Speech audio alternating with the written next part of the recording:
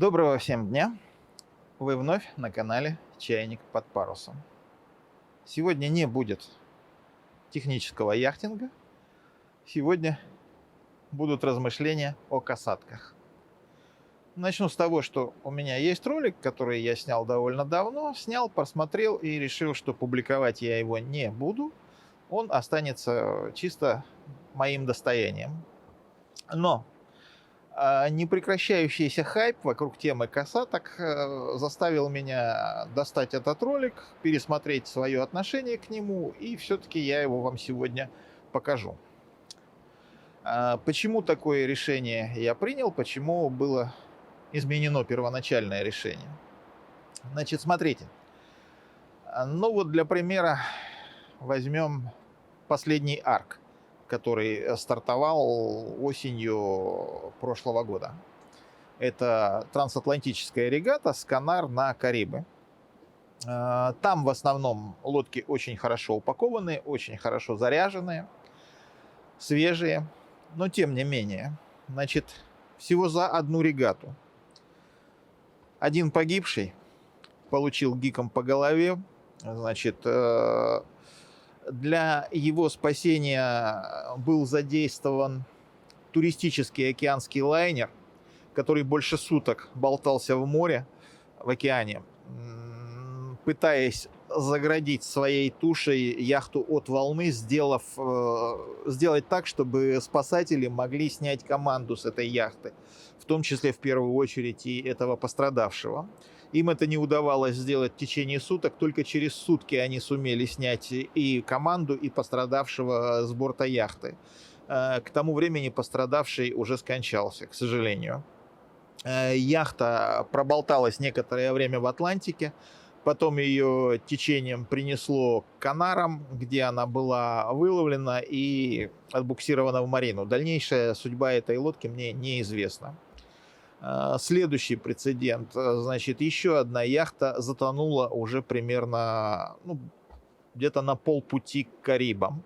Команда была спасена двумя проходящими мимо лодками, их приняли на борт, но яхта затонула.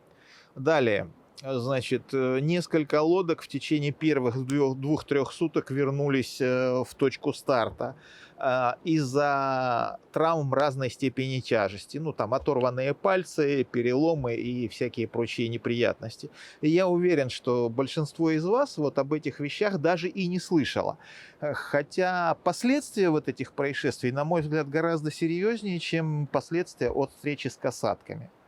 А сколько всего такого происходит, всяких вот этих подобных неприятностей по всему миру.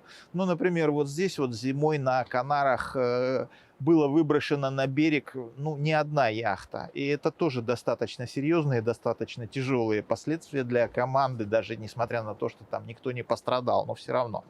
Вот. Об этих вещах почему-то говорить не принято. А вот о касатках буквально гудит весь мир, несмотря на то, что касатки, во-первых, нападают только в очень ограниченном месте Мирового океана, в частности, в основном в районе Кадисского залива и немного напротив Марокко во входе в Гибралтар. В других местах касатки никогда на людей, на лодки не нападали. Далее, в мире не существует ни одного случая нападения касатки на человека. То есть для человека касатка угрозы не представляет. Но тем не менее все почему-то с ужасом и страхом рассуждают о вот этих вот возможных нападениях. Даже несмотря на то, что касатки нападают в этом регионе, они нападают далеко не на каждую яхту, во-первых. Во-вторых, даже если на яхту они вдруг напали, то далеко не факт, далеко не у каждой яхты они в состоянии отломать перо руля. Например, перо руля защищено скегом, или вообще лодка стальная. Что они там могут сделать? Да ни хрена, только шишек себе набьют и все. И на этом, в общем-то, все заканчивается. Вот. Что касается меня лично, я с касатками пока что не встречался, но к встрече я готов, дышу абсолютно ровно. Единственное, чего для меня является очень важным моментом, чтобы встречу с касатками я узнал раньше, чем постучат снизу. В этом случае для меня все хорошо, и, в принципе, поводов, скажем так, для очень больших переживаний, ну, лично для себя я не вижу. Это нормально, и, в принципе, я к этому морально и технически в том числе готов. Вот. Значит, я сейчас вам хочу показать, собственно говоря, сам ролик, а после ролика дам необходимые комментарии на те вопросы, которые у вас, ну, обязательно возникнут. Если что-то будет непонятно, ну, пишите, постараюсь ответить дополнительно. Итак, поехали. Стоит сущие копейки. Покупаем набор таких петард, кладем их так, чтобы можно было их в случае нужды быстро достать. Приходят касатки. Вы видите, что настроение у касаток игривое, и сейчас вам будет плохо. Поджигаете и бросаете.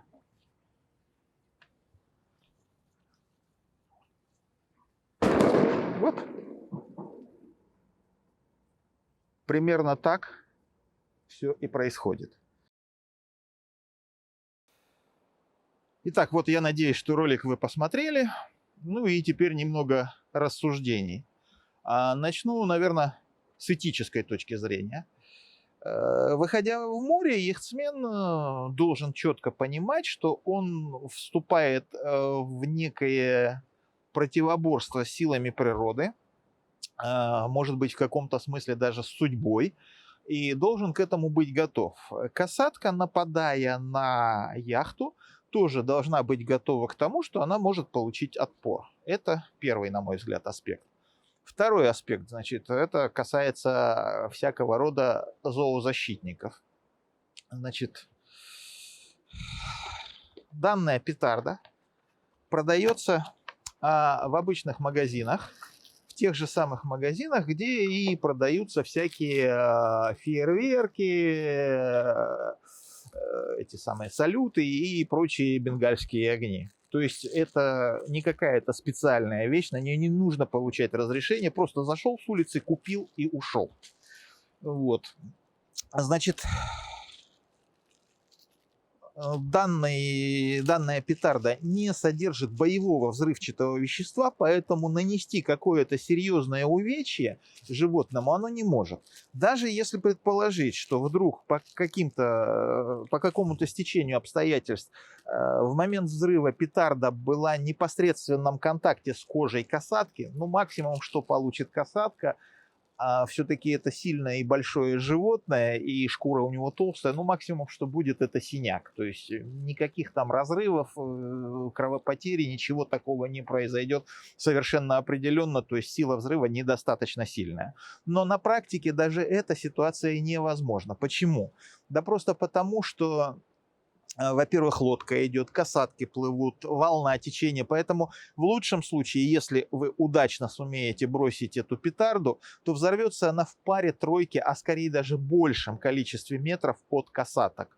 Вот. Значит, оглушить она тоже в силу ограниченности силы взрыва не может, поэтому она просто испугает. Любое живое существо, услышав звук выстрела или звук взрыва, воспринимает это как угрозу и постарается максимально быстро ретироваться. Касатки, я думаю, не исключение, даже не думаю, а абсолютно в этом уверен. Вот. Теперь, значит, единственный совет. Когда будете, если будете, реально вы этот совет воспримете как способ обезопасить себя, значит, петарду после поджигания нужно бросать немного вперед по ходу лодки. И с той стороны, с того борта, где вы видите касаток. Для чего? Пока горит фитиль, лодка какое-то расстояние пройдет, касатки какое-то расстояние проплывут, и взрыв произойдет как раз где-то вот, ну, на уровне вашей кормы, что будет, ну, на мой взгляд, наиболее эффективно. То есть касатки получат достаточно четкое и понятное предупреждение, что лучше с вами не связываться.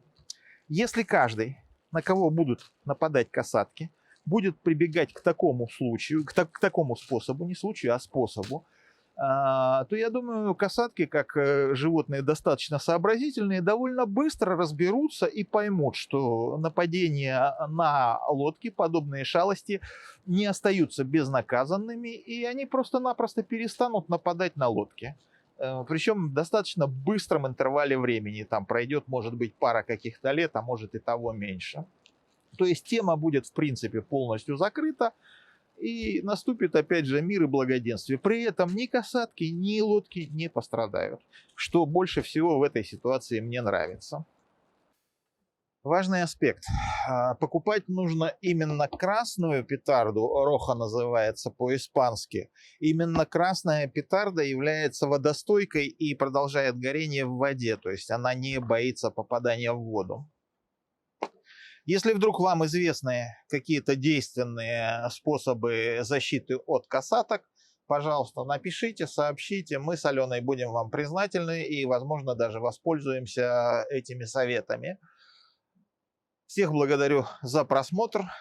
Подписка, лайк, колокольчик.